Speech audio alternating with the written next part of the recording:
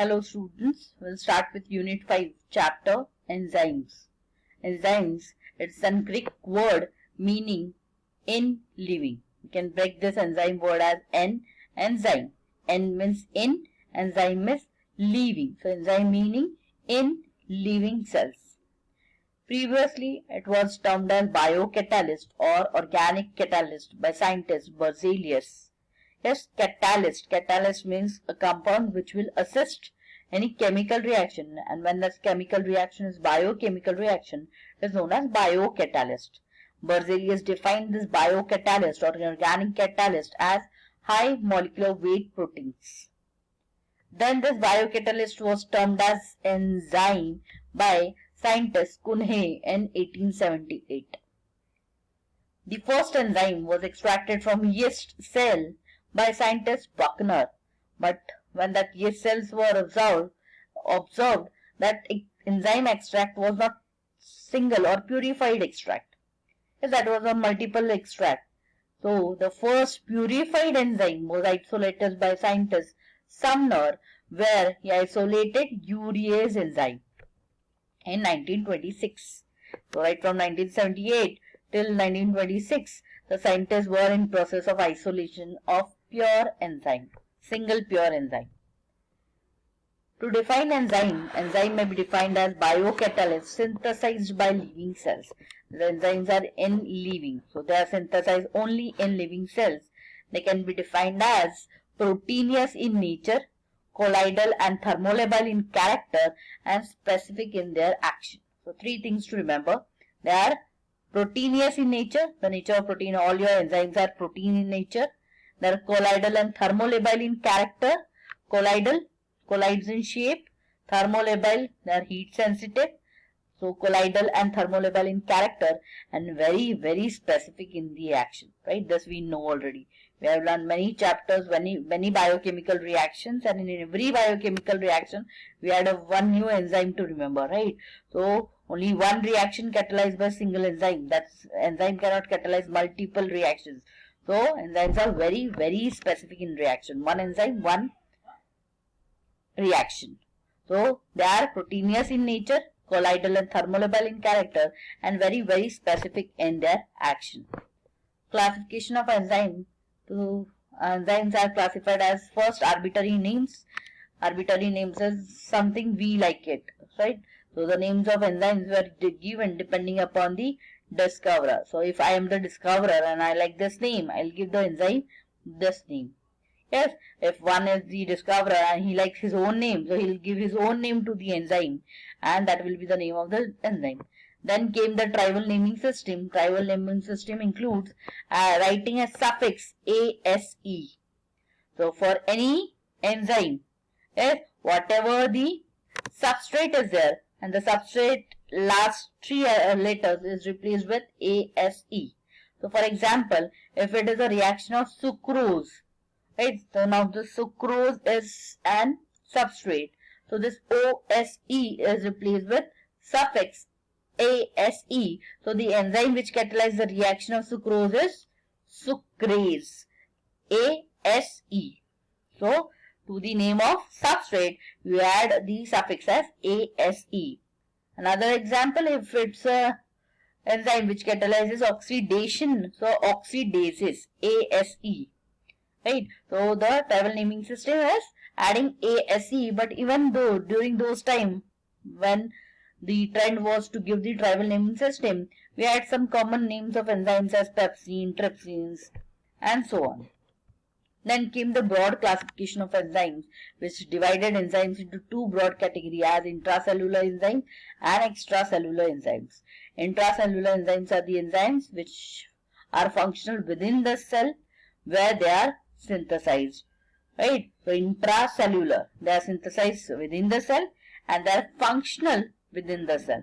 Whereas extracellular enzymes are, they are synthesized within the cell. So all the enzymes are synthesized within the cell, but they are functional outside the cell. Right? So two enzymes, intracellular enzymes, extracellular enzymes, both are synthesized within the cell. But intracellular, they are functional within the cell, but extracellular, they are functional outside the cell. and then came the IUB classification. Now we had arbitrary names, then we had tribal names, and then we had broad classification, and that has created a mess in naming the enzyme. We had many enzymes isolated, purified by different scientists, given different names as per their choices, either by using their name or by tribal namings or by broad classification, and that was creating a confusion. As we know, there are many enzymes in our body, right? So a union was created, that is union of biochemistry was created, and which was given the task to classify enzymes. So that gave this union given classification known as International Union of Biochemistry Classification. Yes, this International Union of Biochemistry, that is IUB classification, classified enzyme into 6 major classes.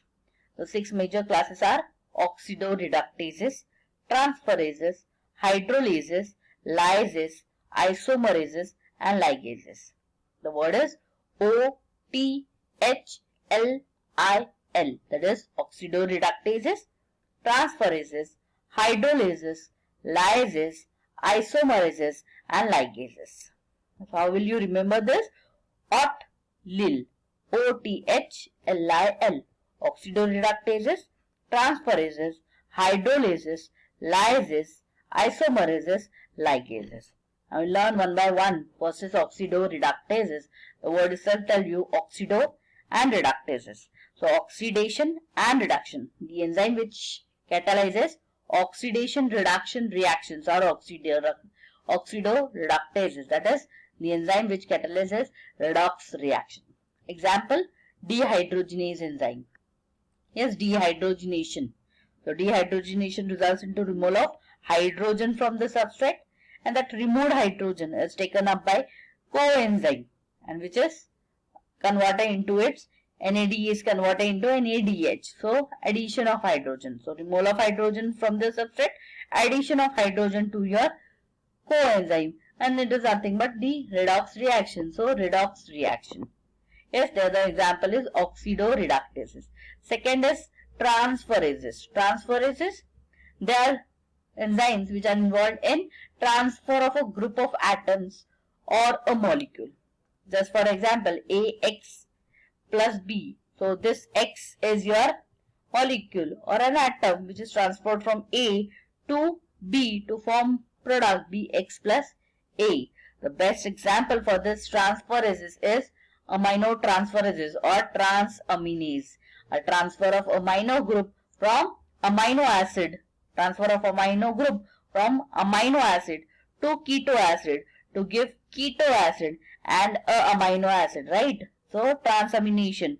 So transamination, the enzyme involved is aminotransferase, which is involved in transfer of amino group. Next is hydrolases. Hydrolases is the enzyme which will hydrolyze the substrate by addition of one water molecule. So if the substrate is AX, water molecule is added into AX to give you a product. Example is enzyme maltase. Maltase is an enzyme which results into addition of water molecule into maltose, which adds water and break down into 2 glucose molecule. So maltose plus water gives you 2 glucose molecule, and this reaction is catalyzed by enzyme maltase, which acts as a catalyst for addition of water molecule to the substrate. And the next is lysases. Now lysases are involved in breakdown of chemical bonds without addition of water. These are the enzymes which will result into breakdown. General reaction, if substrate is AB, the lysases enzyme will act and it will divide your AB into A and B. Yes, example is decarboxylation. Yes, so after transamination, we have learned deamination and decarboxylation. Decarboxylation is removal of CO2 group from your amino acid. Amino acid has 2 functional group, right?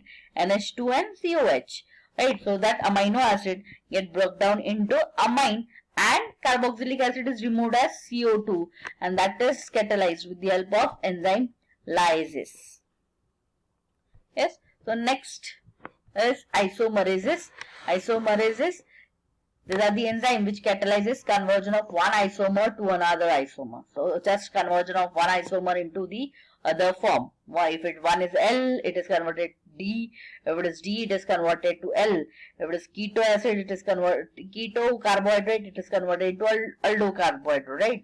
So the best example we have learned in glycolysis, right? Conversion of glucose 6-phosphate to fructose 6-phosphate. So glucose is an aldehydic carbohydrate, it is converted into ketonic carbohydrate, right? Or conversion of dihydroxyacetone phosphate to glyceraldehyde 3-phosphate. Yes, so isomerases, conversion of one isomer to the another. The next term, ligases. Ligases, it is involved in synthesis of new chemical bonds using ATP. This ligases enzyme reacts in presence of ATP, and the best example for this is DNA ligase, which is involved in elongation of a DNA chain while replication. So in replication process, DNA is elongated with the help of DNA ligase. This will join your nucleotides to form a long chain of DNA molecule. So to revise, we have learned 6 IUB classification, that is oxidoreductases, transferases, hydrolases, lyases, isomerases and ligases. Oxidoreductases involved in oxidation reduction reaction. Transferases involved in transfer of one atom or a molecule to another. Then hydrolases, addition of water molecule. Lyases, it involves breakdown of a molecule. Isomerases, that is transfer of one isomer into another form. And ligases, that is ligate to bind molecule. Yes, oxidoreductases, transferases, hydrolases, lyases, isomerases and ligases. But the 6th class of your IUB classification was not enough to separate all the enzymes. So as we know, we have millions of biochemical reactions going on in our body, and thus we have millions of enzymes present in our body, and to categorize the millions only 6 categories is not enough, and thus this IUB, that is International Union of Biochemistry, decided to give enzyme a number that is known as enzyme commission number. Yes, the nomenclature was determined by Enzyme Commission in 1961. In 1961, they decided to give the numbers. In 1992, they have assigned enzymes an EC number, that is Enzyme Commission number.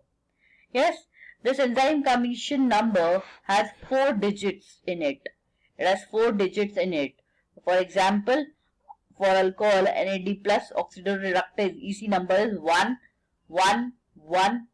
So it's a 4-digit number, where the first digit in that 4-digit number, if it is ABCD, so the first digit is A, or this number 1 is the class. So 6 class we have: oxidoreductases, transferases, hydrolases, isomerases, right, ligases, lysases, right. The first number identified is your class, the second number is its subclass, the third number is its subclass, and the fourth number is its subclass. So, or it is a specific number for a specific enzyme, right? That is nothing but the EC number. So nowadays, when you will see any enzyme in any literature, you will have one number and linked in, right, written in bracket.